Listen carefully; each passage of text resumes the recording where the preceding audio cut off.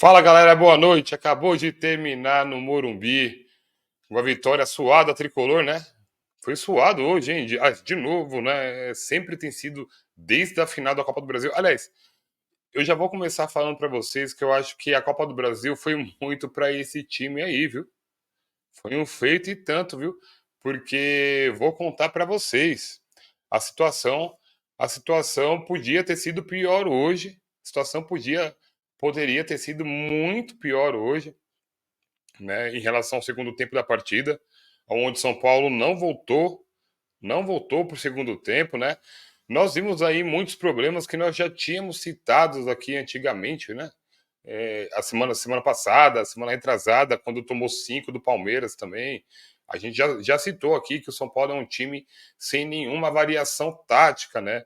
Eu tô vendo aqui no outro telão aqui os torcedores de São Paulo muito exigindo muito do Dorival, alguns criticando o Dorival, e eu critico o Dorival também, né? E assim, só em uma coisa, que eu já vou falar para vocês, né? Na questão do Luciano ficar fora, né? Porque sem o Caleri, o São Paulo perde a sua referência, né? O São Paulo, o Dorival, ele tentou utilizar o David como centroavante, mas o David perdido em campo, não era ponta, não era centroavante, não era nada, né? Muito mal na partida, né?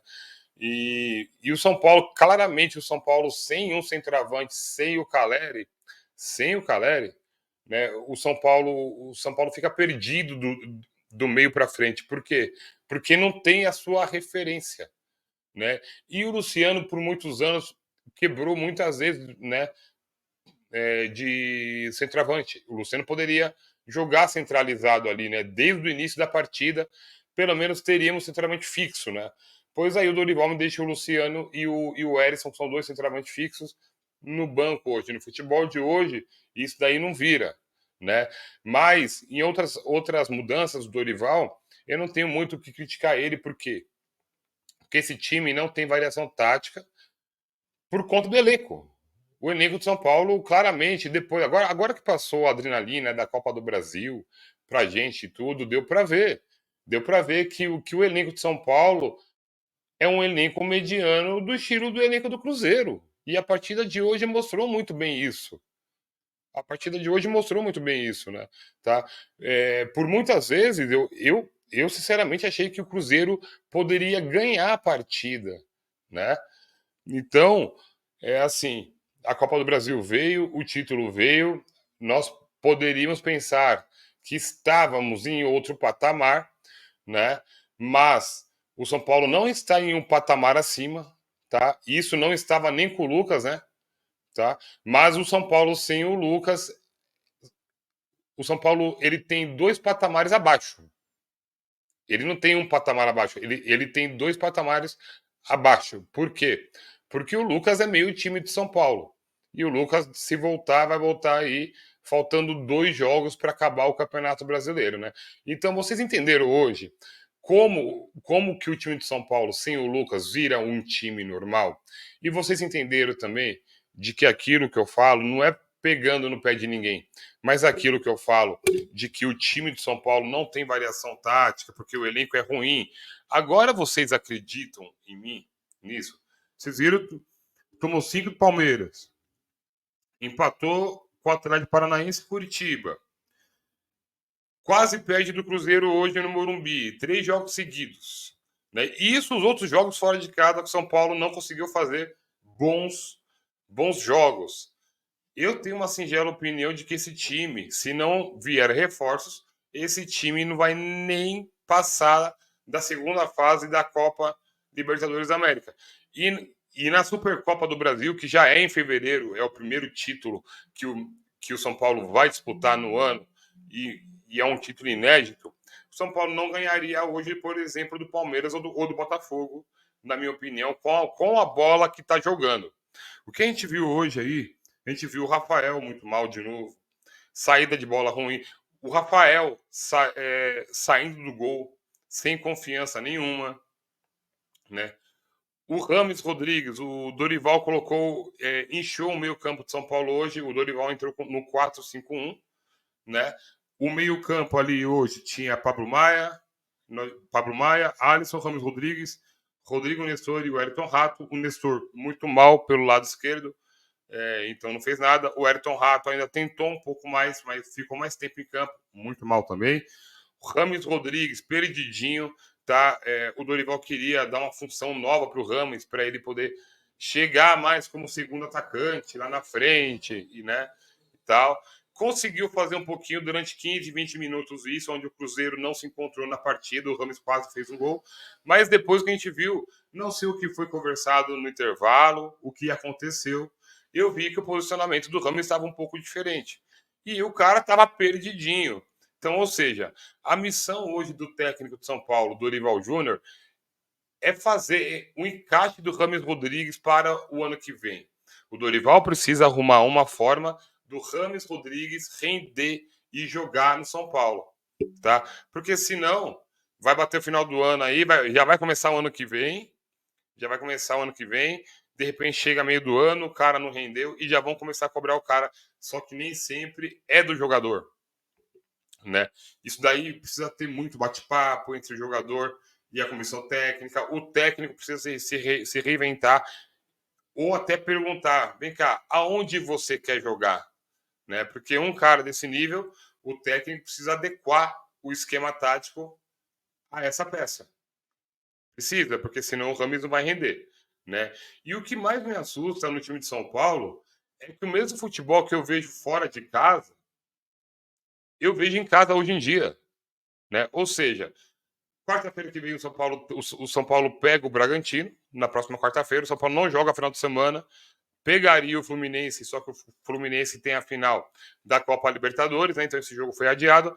Então o São Paulo só joga na próxima rodada, vai dever um jogo aí, né? E aí pega o Bragantino, que tá acertado. O mando de jogo é de São Paulo na Vila Belmiro, só que o Bragantino tá vindo muito forte. E com a bola que a gente viu hoje, não dá nem para comemorar ainda esse 1-0, tá? Porque ainda, pelas minhas contas, faltam mais 3 pontos aí, né? Para a gente poder se livrar de vez do Z4. Não adianta nada ter ganho do Cruzeiro hoje e perder, tomar três do Bragantino sei lá, ou perder do Bragantino e perder do Santos, porque aí a coisa fica ruim da mesma maneira. Lembrando que o Cruzeiro tem um jogo a menos, né? E o que mais me assusta, de novo, dizendo a vocês que o futebol de fora de casa, que fez com que o São Paulo fizesse a pior campanha em todos os campeonatos brasileiros como visitante, tá? Nós estamos vendo também dentro de casa no Morumbi.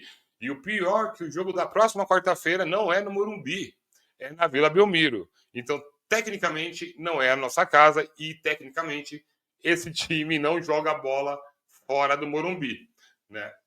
Então, assim, são coisas aí pra gente pensar um pouco, né? Falando do time que o Dorival colocou em campo aí, né?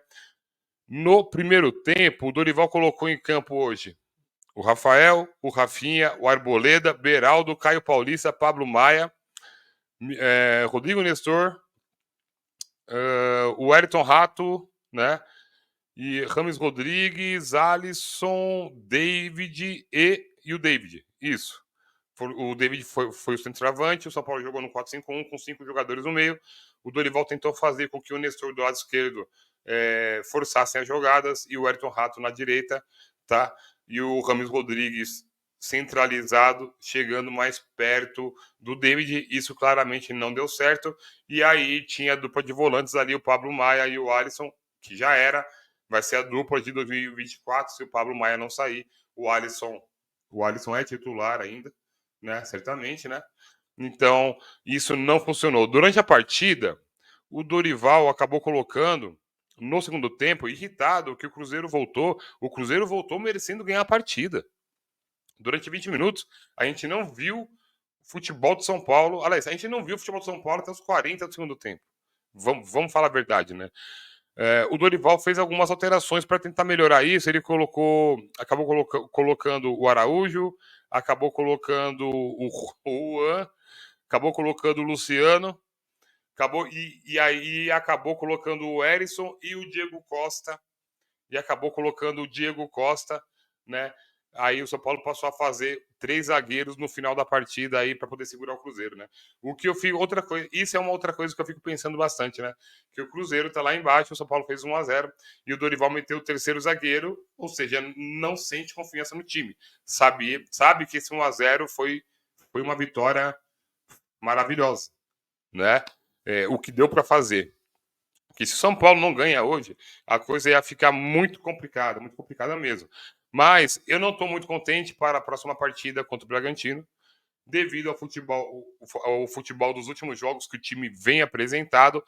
Tá na hora de deixar um pouquinho a Copa do Brasil de lado e jogar só um pouquinho mais para não passar vexame, tá? É só isso, cara, entendeu? E aí você vê aí também hoje o coro da arquibancada foi pedido de Luciano, né? Ou seja, a torcida pediu, viu que o time não estava bem, o Luciano entrou, fez um golaço de cabeça, né? E me deu uma impressão de que são os momentos finais do Luciano no São Paulo, hein? Nem entrevista ele quis dar, nem comemorar com a torcida ele quis. Então eu tô achando que o Luciano tá se despedindo, hein? E eu acho que não é só o Luciano, não, hein? Eu acho que o Pablo Maia também. Porque para chegar um volante aí, o Luiz Gustavo, alguém vai rodar aí.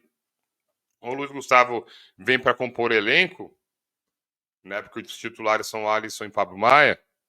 Ou o Pablo Maia vai ser vendido e o primeiro volante vai ser o Luiz Gustavo. De repente vai ser isso, né? Então a gente precisa aguardar para ver o que vai acontecer aí, né?